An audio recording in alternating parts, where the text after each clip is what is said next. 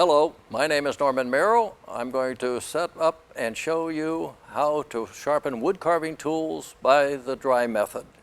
What we're trying to do here today is kind of simplify and educate you on the way to sharpen tools. First thing we're going to do here is we're going to start out showing you the type of stones which you can buy yourself or give them as a gift, I guess. But this is a set of stones which we have right here. These came from Arkansas. And in my opinion, they were probably the finest stones that you can end up buying to go through a series of sharpening. This stone here happens to be a soft Arkansas. This one happens to be a Washita. This is a hard black Arkansas. And this is a hard black Arkansas. When you pick these out, they're supposed to be extremely smooth. Although there's two of them here, this one is slightly bit coarser than what this one is, but yet both are extremely good. This here happens to be what they call a translucent Arkansas. That's a hard stone also. As you sharpen your tools, you would start with this particular type of stone. That takes off more material. Then you would graduate to this one. When you get to the place where you think you've got it just almost done or done, then you switch to one of these stones here. And if you want to, if you have this one, graduate up to this one. All of these stones will put an extremely good edge on your sharpening tools, your wood carving tools. That's what we're talking about here today. So when you're sharpening your wood carving tools, you've got to figure out, have some knowledge, get it from someplace like books, how to sharpen tools, and talk to people. Now the reason I've got this set up like this, and I built this so that your hand can stay level with sharpening of your stones. And going back to this, I meant to mention it, to tell if you're finding a good stone, you can take a stone and listen to it. It has a ring.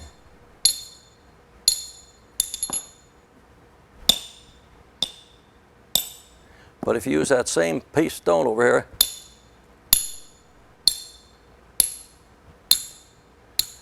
these will all sound identical the same practically because they're all very hard.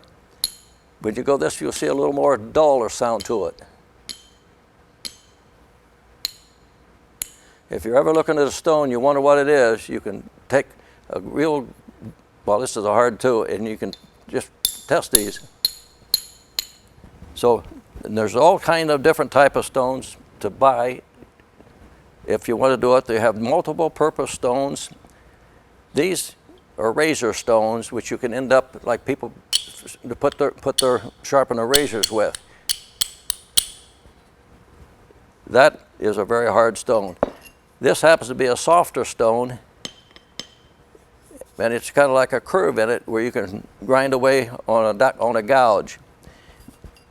This is a cone-shaped stone, inside and out. We can work on a gouge. This happens to be a water stone. This is what you end up with just using water on. And you buy these in different shapes, like round, multiple shape like this, and you can find the same stone. It's a lot like this, but it's tapered. So you got the taper, but this is, again, they're made in India, is where I think, pretty sure most of them are made. So you got those type of stones, and then you have a stone like this. It's got a curve on this, which you can use on a gouge. You have another stone which has the gouge the other way. So basically you're looking at something like this. You do both sides of that gouge with. This happens to be a hard one. This is more soft. So basically, if you go through that, you've got your soft, your Washita, your hard stone, these are hard black, by the way. This is the translucent. That is a tremendous set of stones. If you ever could get one of those in your possession, you basically wouldn't need anything else.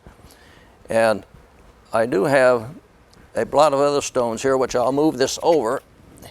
Now, I've been fortunate enough to pick up a lot of these stones at just the sales, yard sales, places like this. And there's all type of stones, shapes, forms, type of stones that I have in here. Little round one. Then you have stones that you can find which are ceramic. There's a rough one, and there's a very smooth one. You could probably do similar to what you have in those big stones. I'm trying to show you this so that you don't think you have to go out and spend a ton of money to buy stones or anything else like that. If you can start out with basics, and if you do buy one of these, you don't have to buy a great big one. You can buy one half that size, it costs you a lot less money. Same with all of these. And these will come also, instead of an inch, they will come in a ½ inch. These happen to be inch because I've had them so many years. So you're looking for stones. You can use this as somewhat of a guide to go by, because to me that's the best assortment you can end up with. And then you can find stones that are round. And this is another ceramic. It's a little different grit than what this one on the bottom has. They're different. This is smoother. So if you look around as you go to sales or get inside of a store looking for a stone, you got some idea as to what you end up with, or should end up with, to use to do the job for you. Need them all. You can basically get by with about 3 stones. Buy one of these, and you buy one of these, and something in between. And then at the end of that, you need, after you get done, then you need a leather strope. That's the leather. Now, the reason I set this up, as I said, because when you're sharpening stone, you got your hand up here, and you don't have it down here, no room down here, and you tilt your blade. This does not allow you, you don't have to worry about tilting your blade. Somebody wants to take off a lot of iron, you can go and get one of these at Harbor Freight. They cost you about 12 bucks. And it's got 4 sides on it. It starts to get coarse, smoothed all the way down to a smoother side, like this, from the coarse. Now that is as a starter that you can use to, on a blade that's been broke off like this. This blade was broken. So if you have to get rid of a lot of iron here, this would start, you can tell it's pretty rough, and you can take a lot of it off. And this is merely a different grade than what's on this one. This is a little finer grade. It's what they call it a medium, but I think it's more or less a fine. And then you have this type of thing, which is a diamond stone. You have a stone here, a stone here. If you had this one, you could use a diamond. It would probably do a lot of work for that one to do. This one here is one similar to this particular stone. It's got about the same grit to it. Then you go over here to this one. It's got a finer grit. It's finer than that one yet. So you can basically, if you had something like this in your possession, you got 3 stones in one, and a nice little deal to carry it on. And this is another stone, which is one you buy in a hardware store. It's got a rough and a smooth one. So if you wanted to start out taking, if you didn't have these, you start out taking the rough off, you switch it over to the next smoother one. Then you can graduate up to a stone that's similar to this one here. And then you graduate up to that, and you go on over to a smoother stone, which is more or less like one of those. It's not the same stone, but it's very smooth. And you can polish it off with this. And if you notice, I've got all this stuff here. You could probably find, say if you pay $12 for that, say you pay another $25,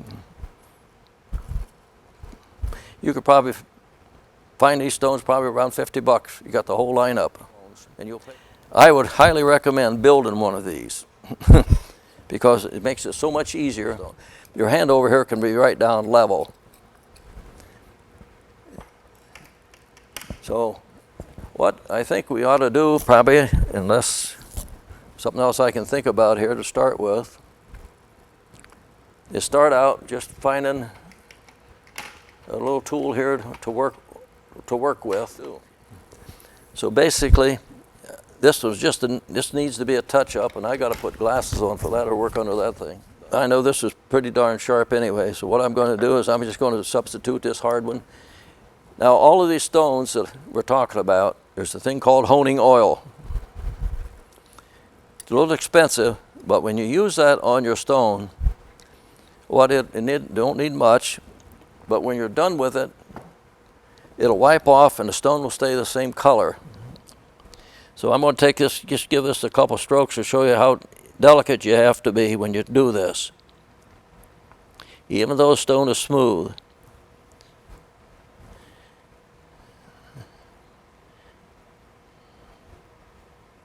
And that's got such a small V on it, you got to be awful careful that you have it level with the V.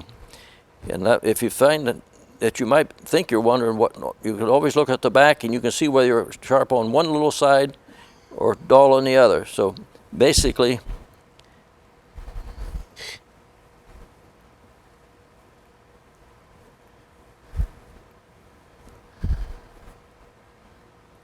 now if you can sharpen these, you can sharpen big tools very easily. Now there's a stone here that I have. Even though that's a very small deal, this is a very tapered stone. It's got a very tapered to it. And it's also a stone which you can get right down into the very pocket of these. And just, if there's any burr in there, it'll take that burr off. So hopefully I didn't mess it up. So when you get a tool here that is like that, then you can carve just like that, and you'll get a little ribbon that'll follow right along front of it, and it'll be a curl.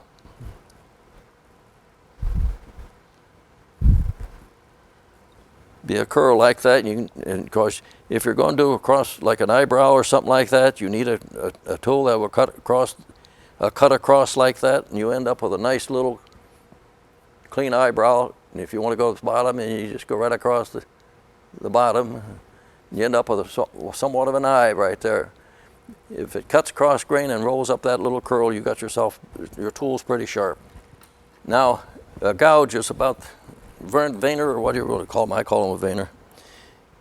You have one of these, needs a little touch up, you do the same thing with it.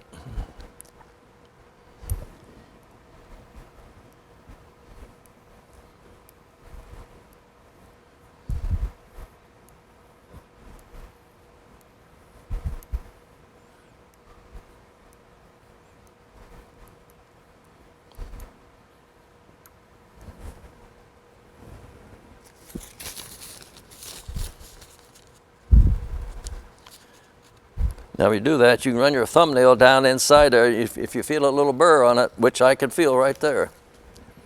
So again, take a little tool like this, a little sharp tool. If it don't fit down in there, you have to get a smaller one.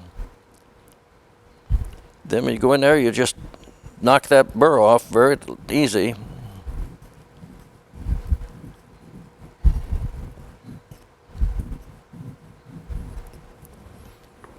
And it should cut. Let's see what it does.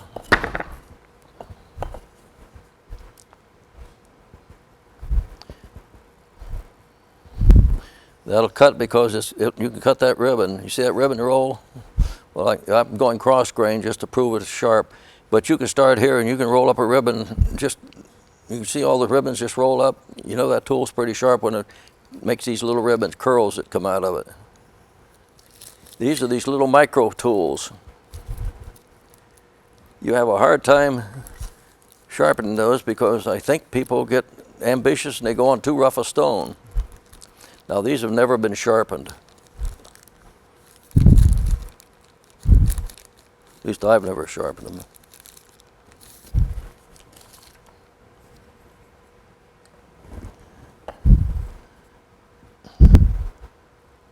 So you have to push off pretty hard to get that going. You shouldn't have to push hard on it.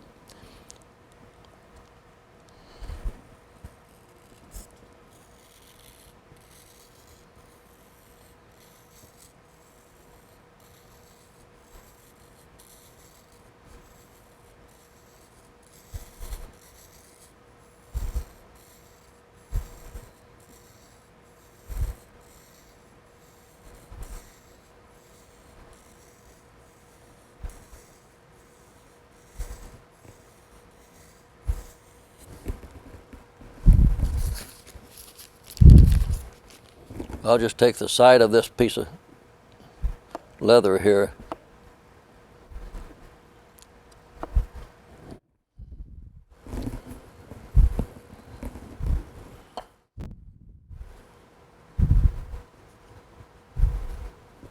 See, if none of these, you should try to push them too far into the wood. But you see how nice curl that starts to curl up? Looking at, see how nice it cuts? Now if you don't have that thing to cut off that burl, what you can do is you can pound it like this into a piece of wood like this a couple times. And that'll take that little burr off of there that you turned over when you're sharpening it.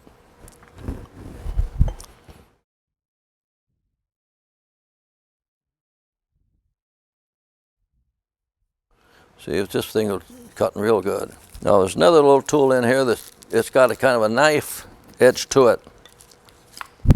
Looks like a knife more or less, and it's curved like this. But it'll be the same process you get. You have to be very careful with it.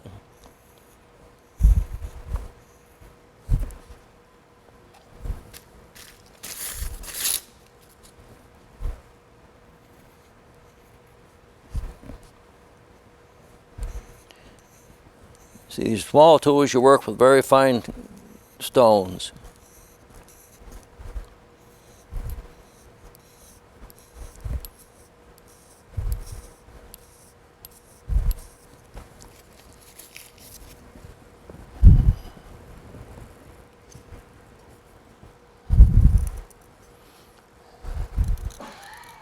See how that cuts?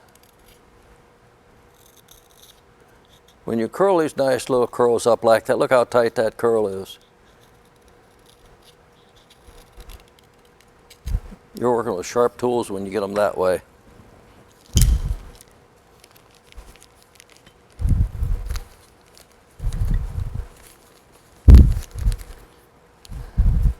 Half my time is spent putting my tools away. Now I'll put it away later.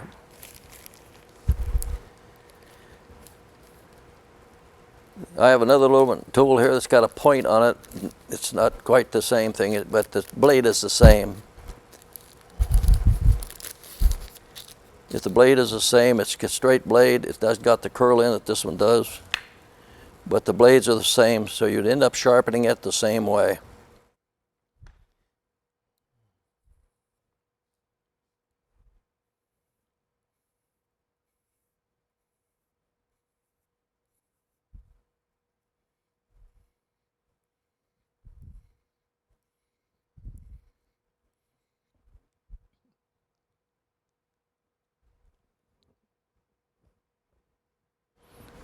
You can just use a stroke on it if you want to.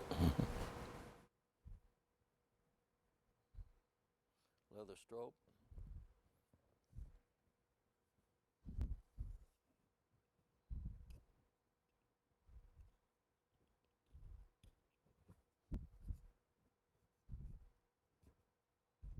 They're hard to hold. But you see that? I'm cutting kind of deep there, but look what a nice curl that takes off.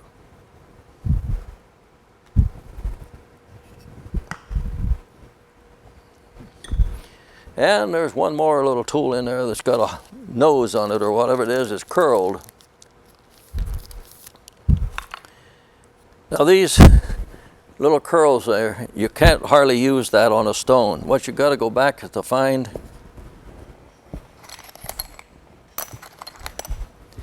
is you find kind of a round stone like this and you go like this with it. Because then you can follow the curve and the pattern of the blade.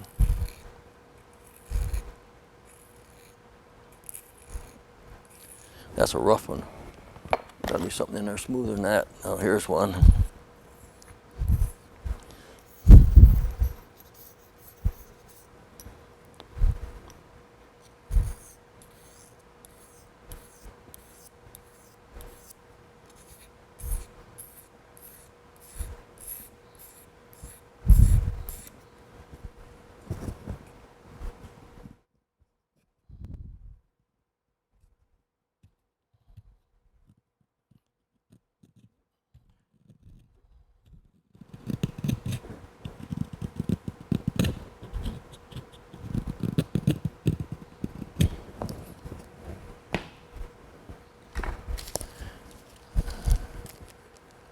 Well, that's pretty much the shape that come in those, except you got a little knife-like deal in here. Being that's just like a straight knife, a straight edge on the end of it, you do the same thing again. These are real fine, delicate work on a carving.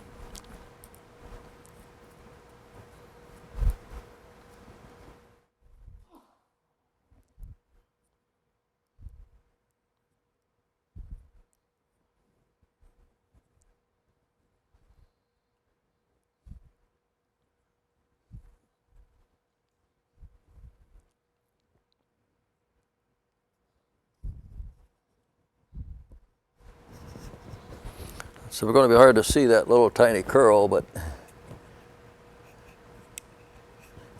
and you don't push these in too deep. These are more or less working right close to the surface. But you see that curl going?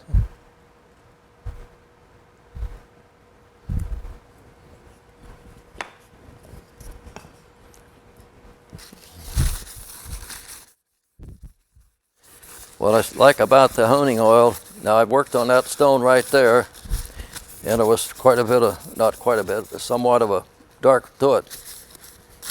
But that's why I say honing oil will support that iron off of that, and it comes up to the top. It stays on the top.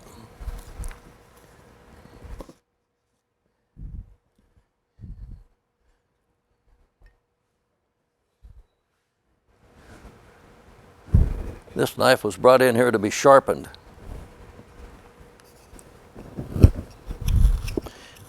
Doesn't really need too much. I'm going back to this hard Arkansas again.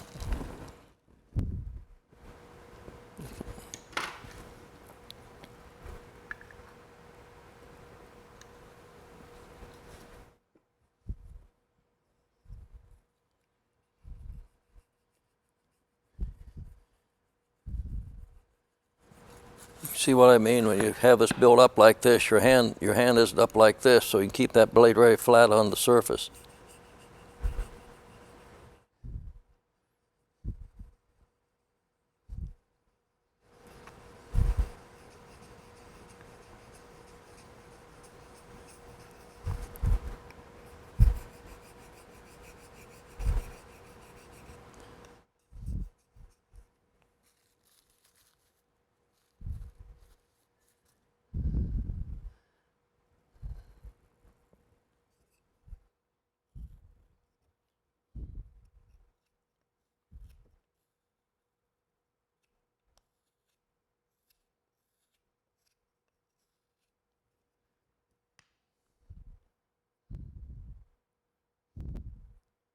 It's not bad.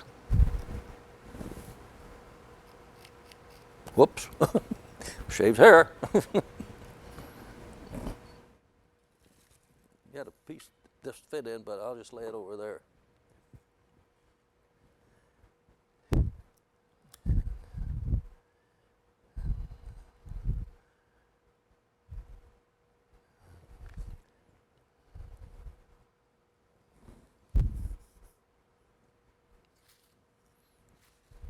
This one here I think will need a little more work done on it. If I can find my oil here.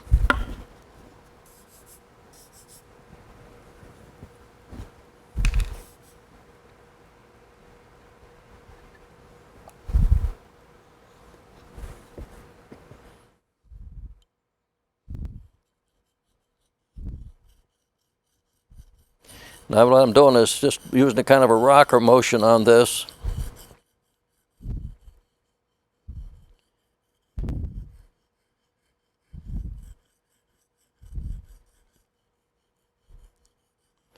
When I do that, I can look along the back here.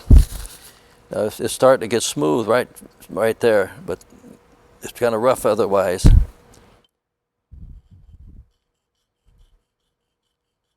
And that's what we're looking for, is to get that backside nice and smooth, almost like a razor blade.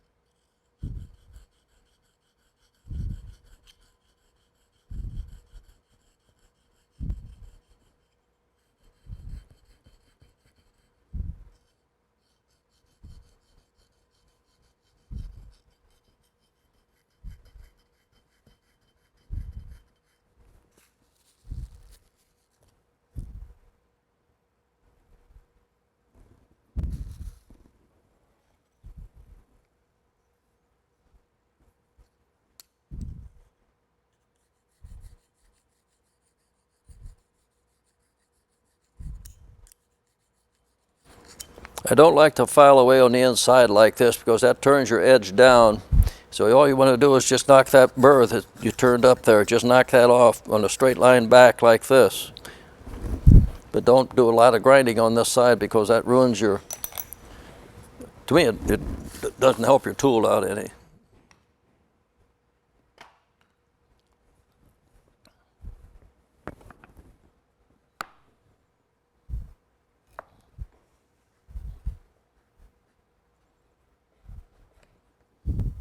To me, that tool's not sharp at all.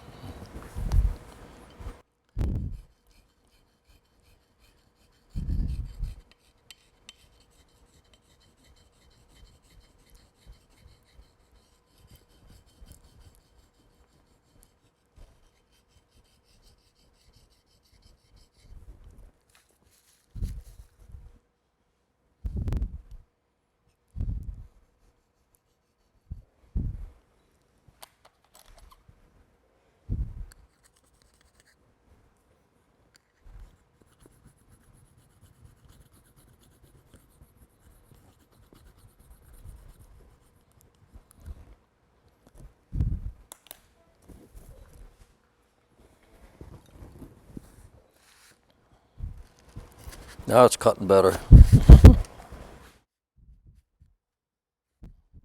But it's still not cutting good.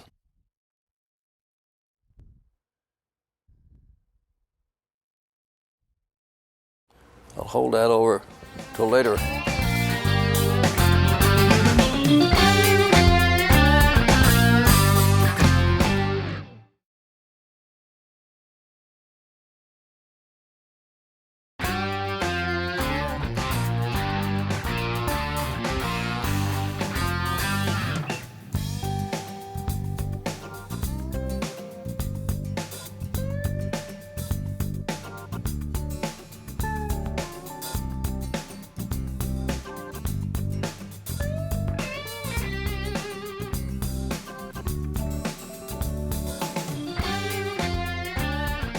Hello, I'm Norman Merrow.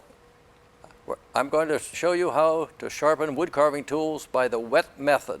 What we're going to do with this apparatus we have here, this is something which I built as I went along, and it's got about everything I think I need to sharpen tools.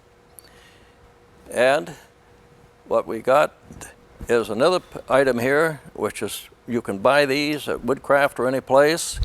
This is wet wheel, and this over here is another one you can buy at Woodcraft, and it's another wet wheel. What we're trying to do here is to explain to you why wet sanding is probably better than dry sanding, even though it's got power behind it. The big danger with power is if you put your tools on a power wheel, you've got to be careful that you do not heat the tool, because if you get the tool end hot, you will pull the temper out of the end of the tool, and it will not be much good after that. So I've got this set up so that I can turn it on, use it as I go along. And this one here, there's a reason I've got this here. There's two different types of sanding, wet sanding. And I'll give you an example here with a piece of cardboard. Wet sanding. Wet sanding will give you an edge that's kind of flat that goes along of your tool. And this side will become a very, very smooth type of edge, wet sanding, and I'll demonstrate that. Dry sanding, when you get this edge, regardless of what you do, you're going to have a little dippies kind of along this edge of the deal, unless you can remove them with a very high quality, smooth Arkansas stone, something that's very smooth. Very carefully you can continue, you can remove them. But with the wet sanding, you can do this much faster than you could with the dry sanding. There's a difference between a concave like this and a flat edge like this. This is a preference. I will probably end up demonstrating both of them here, so we'll get some idea what we're trying to do here. Now I've got a tool here which was broken and it's very flat. So if I want to level this up, I will turn this on and hold this up against it with the smooth side. And that's going to level that tool up for me, and I don't have to worry too much about it getting hot because it's running in water. I want to flatten it down to the point where this is flat and even on each side.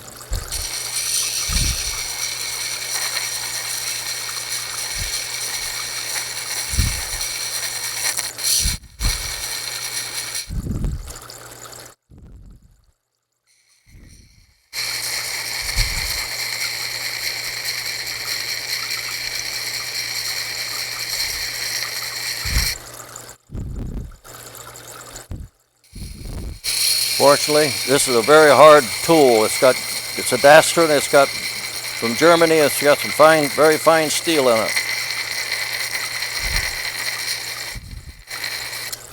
So I'm going to come over to this one here, and what I'm going to do with this is I'm going to start rounding this up.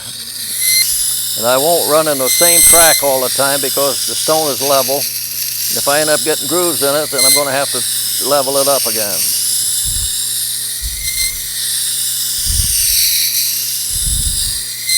But again, I can just continue working because there's absolutely no heat in that tool whatsoever. So it's not going to hurt it. And by using this tool, I'm going to end up with a flat approach up to the edge of the blade. If you notice from that point on, it's starting to flatten up. When I get down, it'll be up to the point.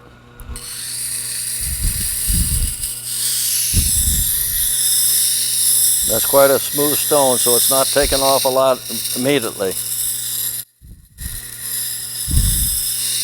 Takes a while to get it off of there.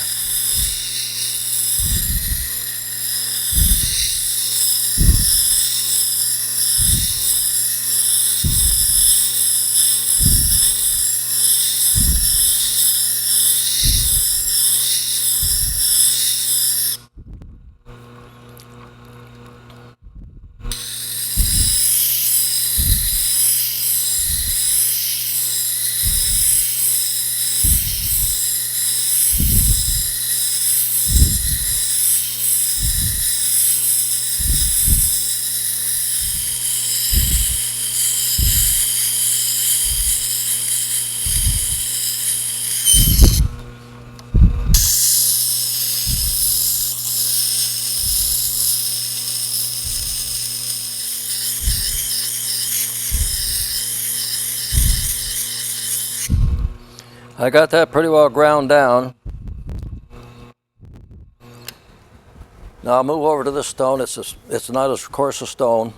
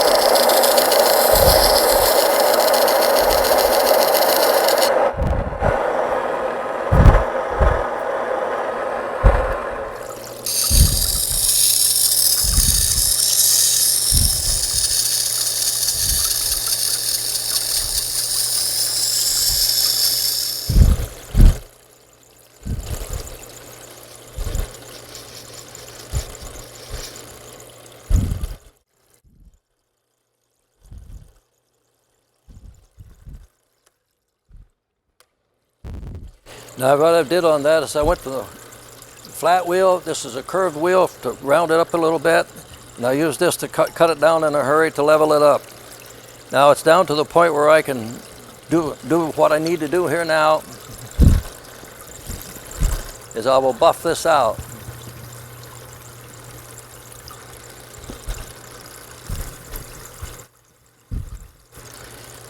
Now when you're running a buffer, you've got to be careful because that will make your tool, get your tool hot, so you can't leave it on there very long.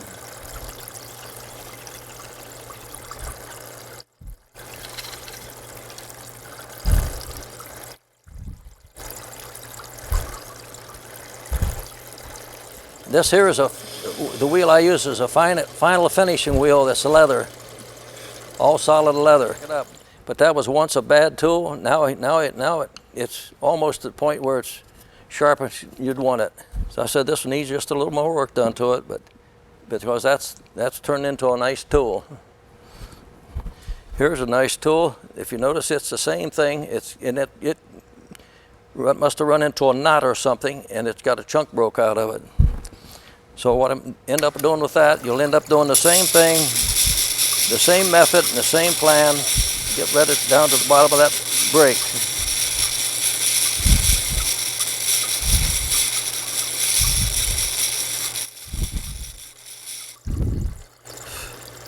So you're almost there.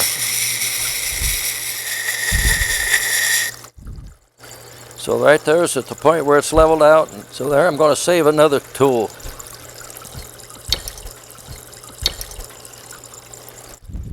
Now the gouge, I have a gouge here, which is a different type of tool, but it's pretty much already sharp, but it needs a little tuning up. It's a bigger tool, a lot of the same process goes on in it.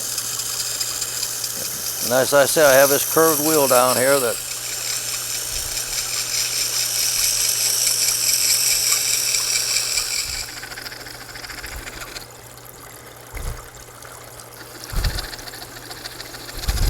the bigger tool like this don't get hot as quick. More metal to play with, to heat up, I guess. So you find a leather with a curvature you need, run it across the inside to remove anything. And you can take your tool up like this and jab it into a piece of wood. And that'll also do it to take away that turned over part. So you can take the same old tool, you can get it good and sharp, and it'll cut across grain to make a nice curl for you. You notice how that's doing, how deep it'll go?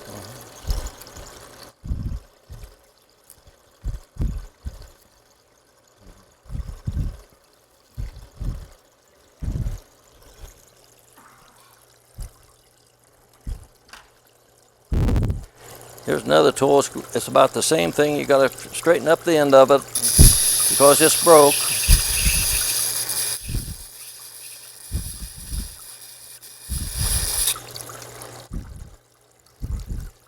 It's ready to go continue. I got a tool here which is on a slant. Believe you me, it's sharp, but the procedure you go through when you're sharpening this is that coarse wheel. You don't need that because it's pretty sharp. So you can go over here in this water wheel and just, I can see a little edge on there that should come off. Down about that far to the edge of the tool, you see it looks like it's rounded like that. So if you can take that round part out, you're going to have a sharper tool.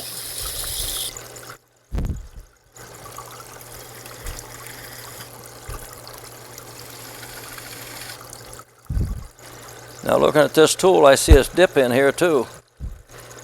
And that has to level out.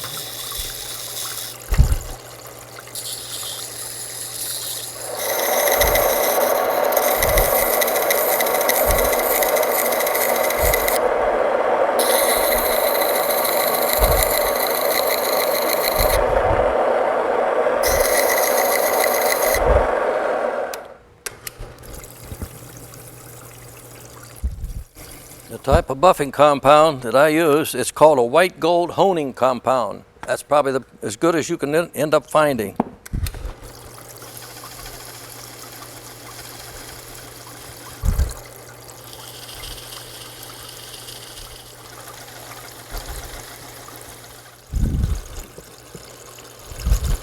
you have to put a lot of effort on your tool, it means it's not very sharp.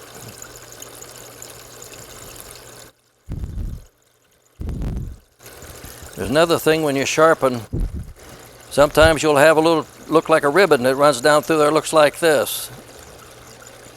Which means you got a hole in your surface of your, this is not just straight across, it's got a little dippy-do in it, and it'll leave a streak when you go through there.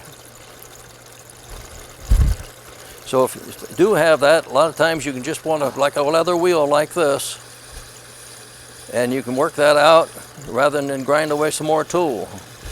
It's a very minute thing anyway.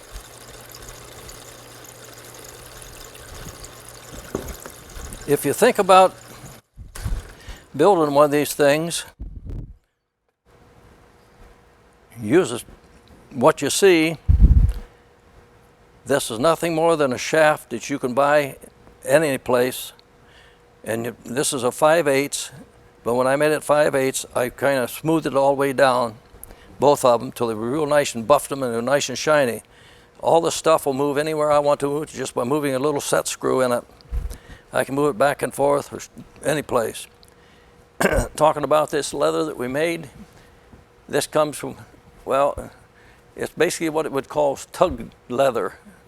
And I got it at a harness shop. And when you glue it, you glue it up.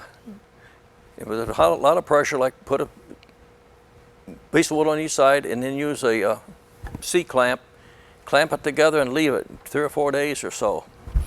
Then when you have a flat surface, when you want to do that, you come in there with your tool that you want to have it to match this.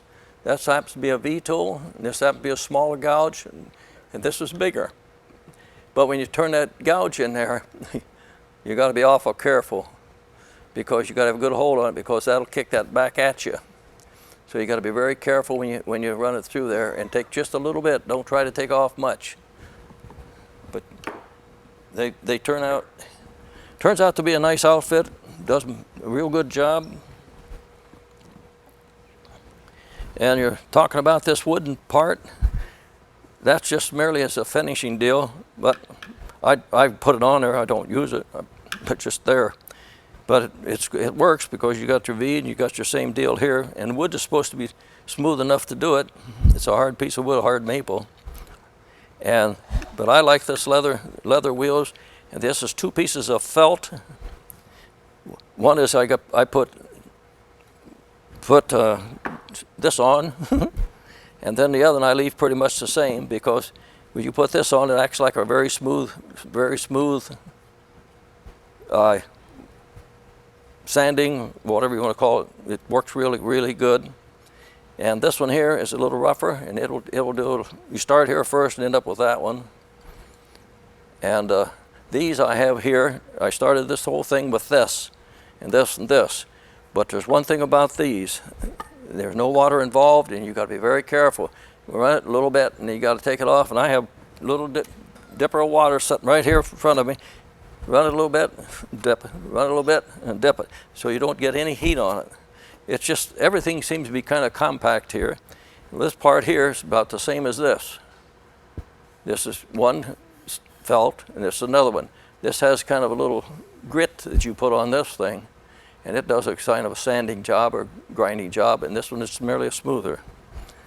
So basically, this type of unit is nice once you get it done, but it just takes a little deal. This is a special little deal I have down here. I'll show you why it's special. When you have a V-tool like this is of a composite. You can put it right down on that as it runs. That's the V-tool, and it's a nice material, and it'll take the inside, and that any little defect on the inside, it'll take that out, and then your tool will work real good afterwards, as far as I'm concerned.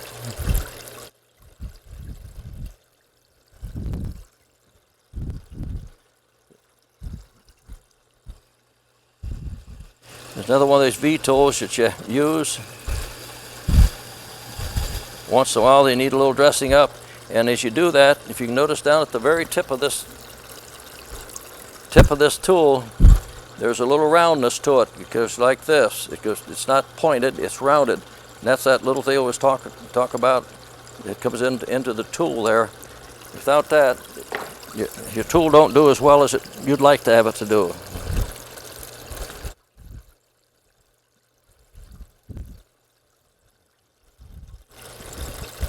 But that's another part of this that you use. This thing here, you have some attachments you can put on it.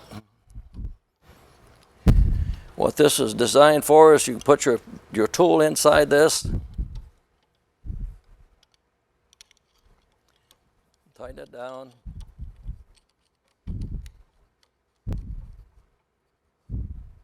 Then you loosen this with an Allen wrench, and you get your angle on this that you like. And then you don't have any hand hold. You hold it much steadier that way. So this is basically an accessory that goes with this that really works out real well. And then you can just go sideways or whatever, but you can't turn it. It does the job just the way it works. The V-tool will fit in there. You just turn it on the side like this, the way you want to touch it, and tighten it down. And you can readjust this thing, turn it like this. Take a little Allen wrench, and you can turn this to make that turn whichever way you want it to turn. Sharpen a knife. If you need to use this, it's very easy. I do it this by hand. And when you got to be careful when you do it this way because the motor's running that way, and you got to be awful careful with how you do it. So basically, these, to tell you the truth about it, I hit them with a stone, because once they're sharp, you don't have to hardly ever touch them again. Now, when I get them this sharp, all I have to do is walk in and take my leather wheel and just touch it up a little bit, and it seems to do the job.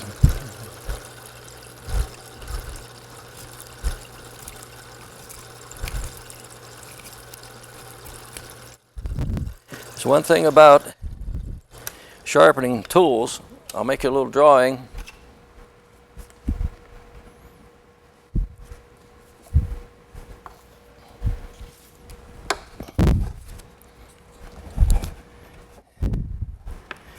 When you get a tool like a knife, let's say we're looking right down at the very edge of it.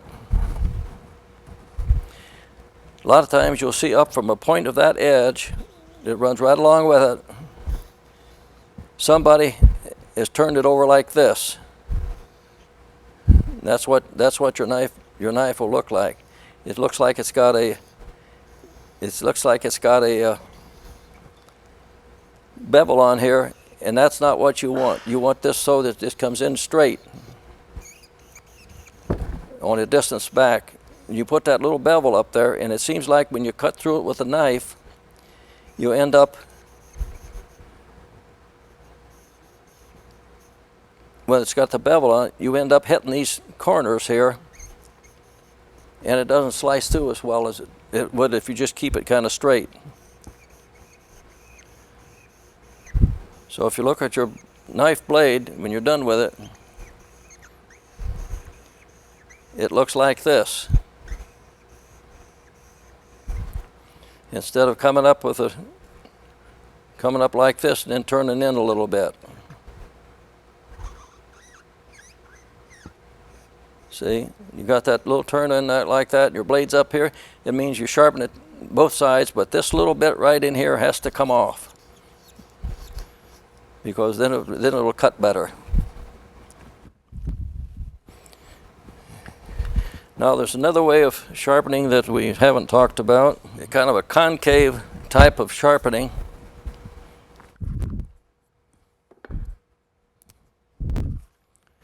Where your tool, well, I might be able to show you on this one. This tool here comes up and then it curves in like this, and it hits the end. A lot of people like that. I don't particularly use it.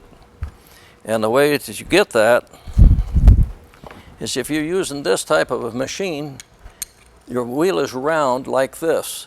So naturally, you're going to have a round like this, and that's what I call it crown, or not crown, but concave. So you rock it back and forth, and that wheel makes this whole indentation in there, and it doesn't run straight up to that. It runs into it, in and then back out to the edge of the blade. So that's, you can do that on any size tool you want, but basically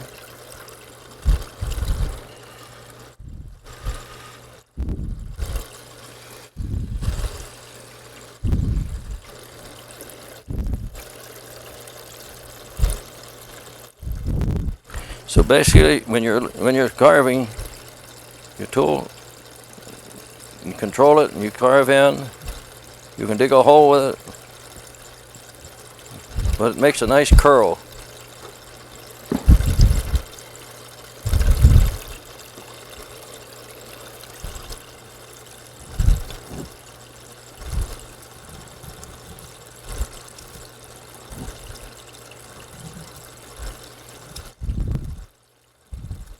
If you notice, you don't see any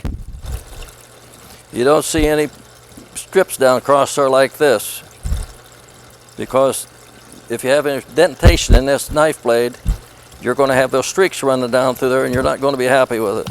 So you got to grind them to the point where they work for you. Like they don't do that.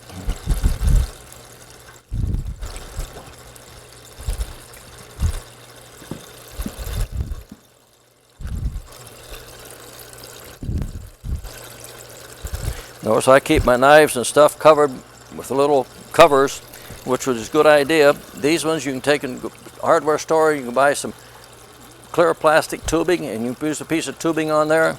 That keeps the end from banging around on anything.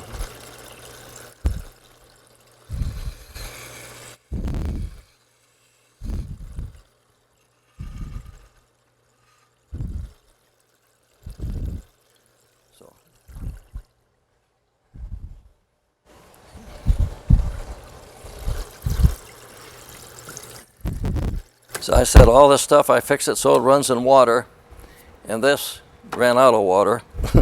But this blade wet, you can, if you wanted to buy any one thing to sharpen tools that's mechanical, I'd recommend this deal here. It'll cost you around $80 to buy it.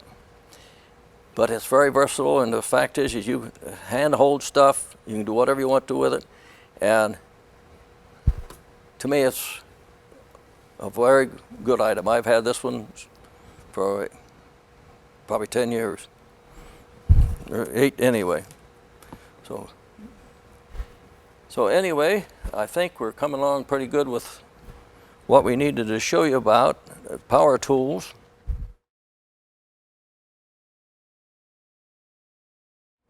We were talking about that V tool, and just something I want to mention to you about that. Normally V tools come down like this. You'd think that you'd want it to come down to a point like this. But your V tool works better if you put just kind of like a little veiner turn down here, just a little edge on it. I don't know what it does, but it sure does help me. So you put that down like this when you sharpen V tools. Now gouges and things like this, you're going to have that there already. But there's a way that you can check that. If you don't mind getting one of these little jeweler's deals, it's got a little eyepiece on it, you put it up at your eye, and when you look at your V tool, because it's so small, you can get right down there and you can see even if that little deal is right there.